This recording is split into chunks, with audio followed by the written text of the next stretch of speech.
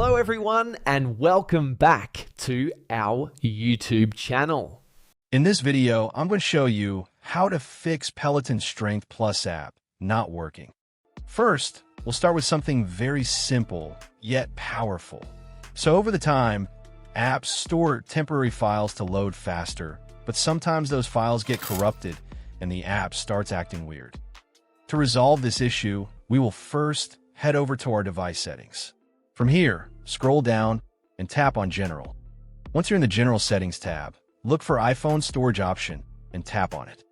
Over here, you can either search for the app or you can scroll down and look for it. Then tap on the app.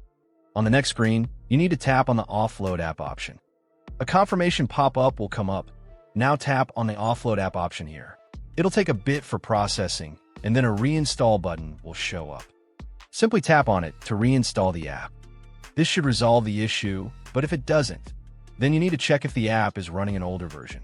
Head over to App Store. From here, double tap on this search icon in the bottom right corner, and then search for the app.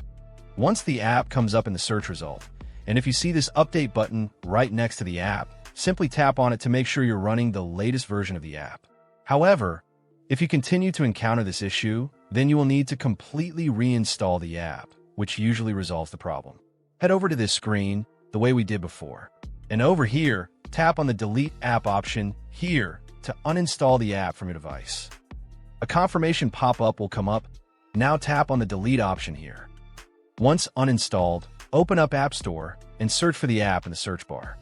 After the app comes up in the search result, simply click on this cloud icon to install it back onto your device. Hopefully, this resolves the issue. If it does, consider sending a super thanks to support our channel.